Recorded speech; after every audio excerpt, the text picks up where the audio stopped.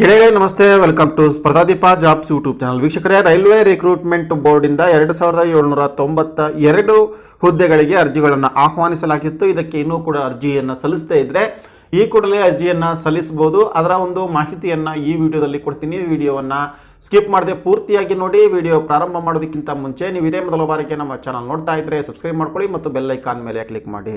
ಮತ್ತು ನಮ್ಮ ಟೆಲಿಗ್ರಾಮ್ ಗ್ರೂಪಿಗೂ ಕೂಡ ಜಾಯ್ನ್ ಆಗ್ಬೋದು. ಅದರ ಒಂದು ಲಿಂಕ್ ಕೂಡ ಇದೆ ಡಿಸ್ಕ್ರಿಪ್ಷನ್ಸ್ ಪಾರ್ಟಲ್ಲಿ. ಗೆಳೆಯರೆ, ಇದು ಈಶಾನ್ಯ ರೈಲ್ವೆ ರಿಕ್ರೂಟ್ಮೆಂಟ್ ಸೆಲ್ನ ವತಿಯಿಂದ 2019-20 ಸಾಲಿನ ಶಿಕ್ಷು ಹುದ್ದೆಗಳಿಗೆ ಅರ್ಜಿಗಳನ್ನು ಆಹ್ವಾನಿಸಲಾಗಿತ್ತು. ಈಗಾಗಲೇ ಡೇಟ್ ಪ್ರಾರಂಭ ಆಗಿದೆ ಅರ್ಜಿಯನ್ನು ಸಲ್ಲಿಸೋದಕ್ಕೆ. ಅರ್ಜಿಯನ್ನು ದಿನಾಂಕ 13/3/2020 ಒಳಗಾಗಿ ಸಲ್ಲಿಸಬಹುದು. ಯಾರೆಲ್ಲ ಅರ್ಹ ಅಭ್ಯರ್ಥಿಗಳಿದ್ದೀರಿ ಅವರು ಈ ಒಂದು ಅರ್ಜಿಯನ್ನು ಈ ಕೂಡಲೇ ಸಲ್ಲಿಸಬಹುದಾಗಿದೆ.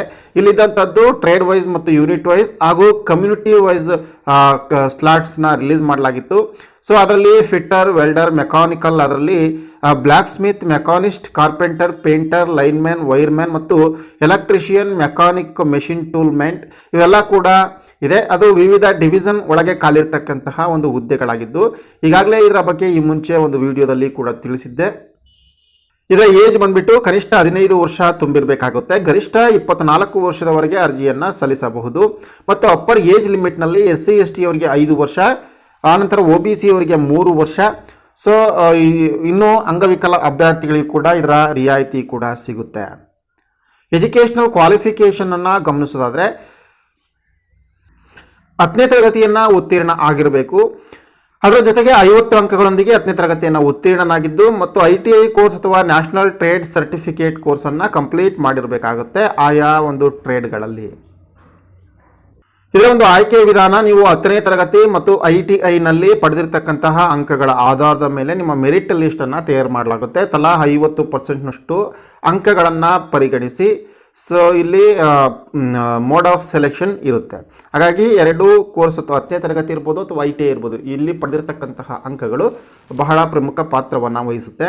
ಅಪ್ಲಿಕೇಶನ್ ಫೀಸ್ ನಾನ್ ರಿಫಂಡಬಲ್ ಇರುತ್ತೆ. 100 ರೂಪಾಯಿ ಅರ್ಜಿ ಶುಲ್ಕ ಇದ್ದು ಇದನ್ನು ಆನ್ಲೈನ್ ಥ್ರೂನೇ ನೀವು ಸಬ್ಮಿಟ್ ಮಾಡ್ಬೋದು. ಅದು debit card, credit card, internet banking ಎಲ್ಲ ಬಳಸ್ಕೊಂಡು ಅರ್ಜಿ ಶುಲ್ಕವನ್ನು ಪಾವತಿ ಮಾಡಬಹುದು.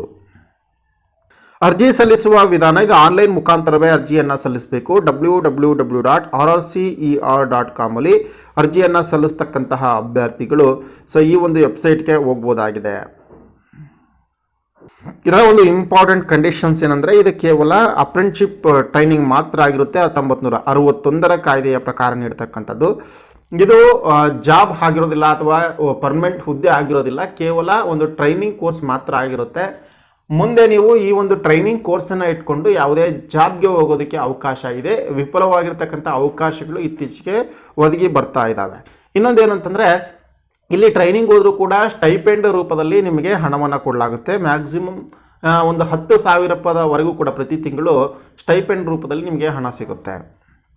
ಗೆಳೆಯರೆ, ಇದು ಔಟ್ ಆಫ್ ಸ್ಟೇಟ್ ಆಗಿದೆ. ಅಂದರೆ ಈಸ್ಟರ್ನ್ ರೈಲ್ವೆಯ ವ್ಯಾಪ್ತಿಯ ಒಳಗೆ ಬರ್ತಕ್ಕಂತಹ ಈ ಒಂದು ಡಿವಿಷನ್ನಲ್ಲೇ ನಿಮಗೆ ಟ್ರೈನಿಂಗ್ ಸಿಗ್ತಕ್ಕಂಥದ್ದು. ಯಾರೆಲ್ಲ ಕರ್ನಾಟಕದ ಅಭ್ಯರ್ಥಿಗಳಿಗೆ ಅಲ್ಲಿ ಹೋಗಿ ಒಂದು ಕೋರ್ಸನ್ನು ಮಾಡುವಂತಹ ಇಚ್ಛೆ ಇದ್ದರೆ ಅವರು ಮಾತ್ರ ಅರ್ಜಿಯನ್ನು ಸಲ್ಲಿಸಿ.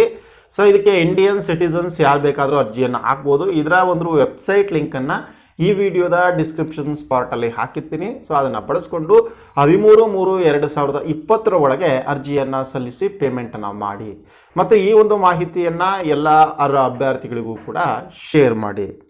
ಈ ಮಾಹಿತಿ ಇಷ್ಟ ಆಗಿದ್ರೆ ಲೈಕ್ ಬಟನನ್ನು ಒತ್ತಿ. ಧನ್ಯವಾದಗಳು.